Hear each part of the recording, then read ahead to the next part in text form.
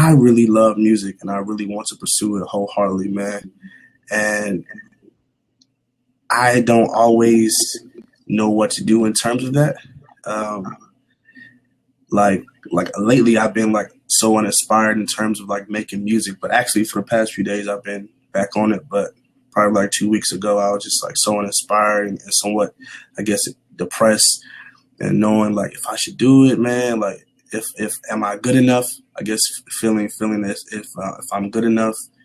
So I know you was talking earlier about like not comparing yourself to like other people and things of that sort, man. And so I'm definitely trying in a space trying to figure out where I want to do this. I love it, and I honestly feel like I can do it and make a career and passion out of it, man. It's just like I'm here. I want to move.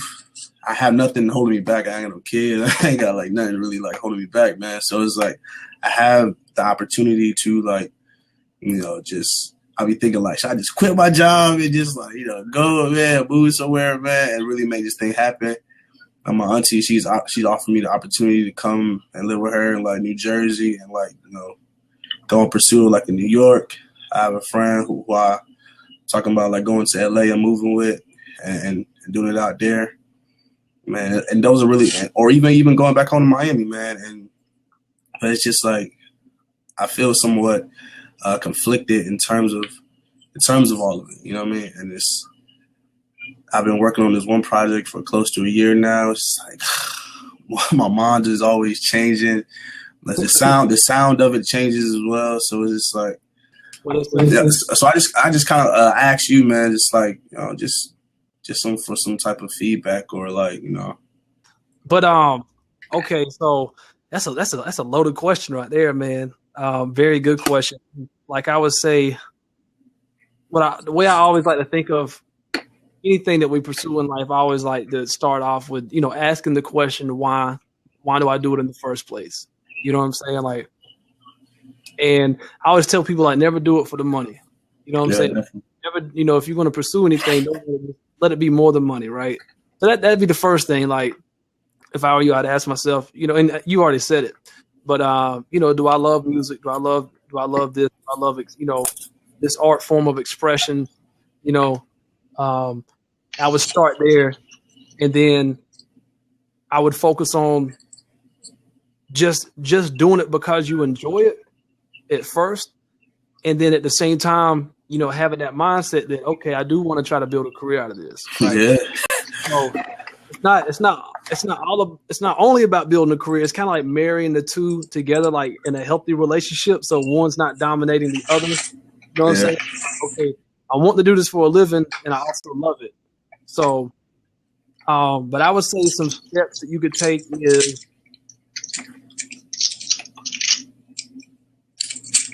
It's just that first act of putting yourself out there. Like I was sharing before, the stuff I recorded off of this microphone right here. I recorded 2 demos in high school off of this right here. This is my studio in high school. Yeah, we used to use like the like how you got on your Apple headphones, a little mic. We used to use those. We used to use those, man. Yeah, hey, you got to work with the scraps you was given. Yeah. Like Tupac said on Dear Mama, but just doing that actually built awareness. Like there's so much that happened early on just because of this cheap little crappy microphone, but it's what I had and I used what I had.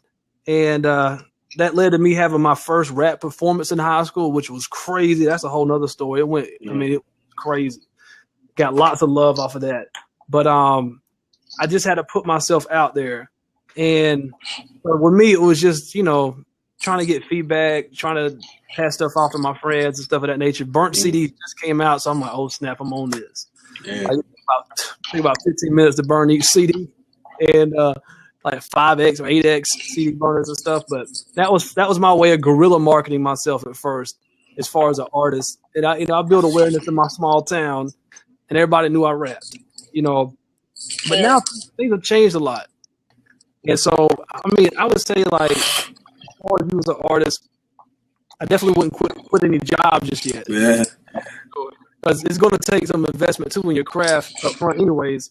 But I would say there's nothing wrong with just starting small as far as like maybe you said, I just want to focus on one song right now. Like I want to focus on getting one song perfect. Like perfect. You know, getting that song recorded, mixed, mastered properly. If you want to go the music video route, you can. You don't have to. You know what I'm saying? Go ahead. Question. All right. So on Twitter, I did like this little poll, and it was asking what is more important as an artist? Is it quantity or quality? And the reason I asked that question was because I read this article, and on the article it was talking about how. And a lot of people will say quality, but the article, it was saying that quantity is more important than quality. Let me find it real fast. It says when Kobe, it just talks about different quotes. It said when Kobe was developing his jumper, he spent off season making 2,000 shots a day, not taking but making. He said, I was recently reminded of a simple general principle to operate by, especially for those of us in the easy phase of mastery or wanting to expose ourselves on high growth opportunities. And that's all of us as artists. We want to get to that level of mastery and on that level of high growth. And so it says quantity trumps quality. It says quantity should be a higher priority than quality because it leads to higher quality. The shorter path to maximize quality is to maximize quantity and executing on the feedback after each finished product.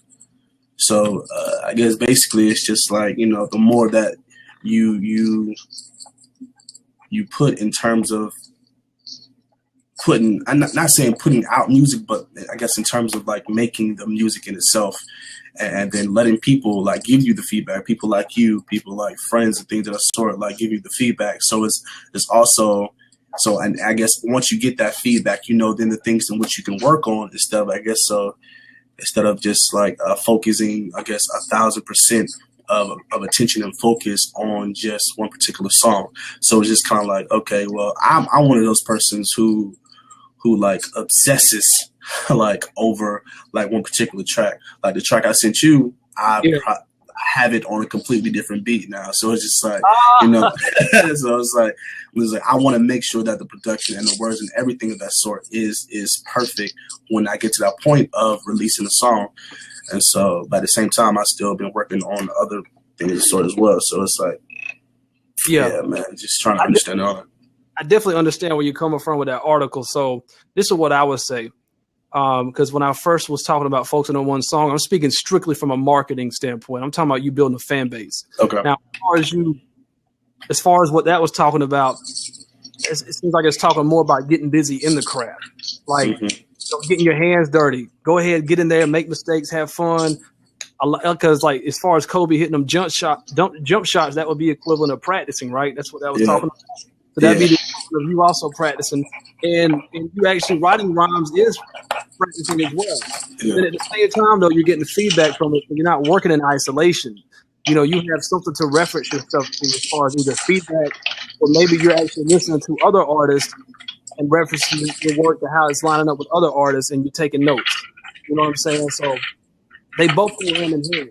I definitely think, you know, just getting busy and just doing it is very important because, like, even me as a teacher, there's only so much I can help somebody by making videos and teach them. Like, it all comes back down to this person taking that knowledge and actually running with it and applying it. You know, like you get prescribed medicine, it's not going to help you unless you actually apply it. You know what I'm saying? Right.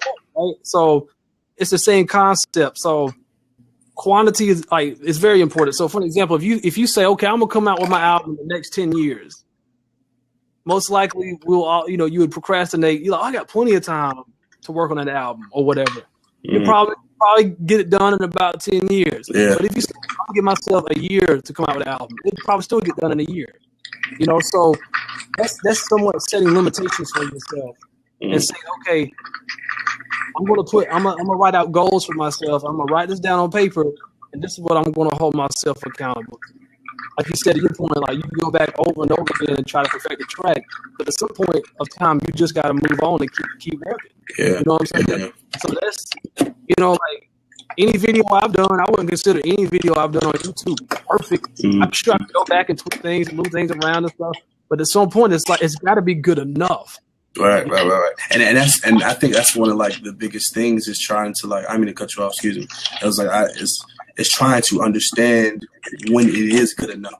And so I'm such a perfectionist in terms of like making sure that this song is in itself is good enough, because I'm always one of those persons like, dang, you know, like something could be better. I can say this word just a little bit more, a little bit more better, man. So it's like, man, it's just trying to figure out. But I definitely try to get myself out of that and take a step back in terms of the music and just try to understand and appreciate it for what it is. And then I'll allow people to like come to me and be like, okay, I like X, Y, and Z, but I wasn't feeling this. Like I just said something off to my little cousin, and he was like, yo, I'm feeling this, but I'm not feeling this. So it's like, all right, well, we can agree to disagree sometimes. And he was like, you know, because it may be something that I'm feeling and that you just gonna have to live with.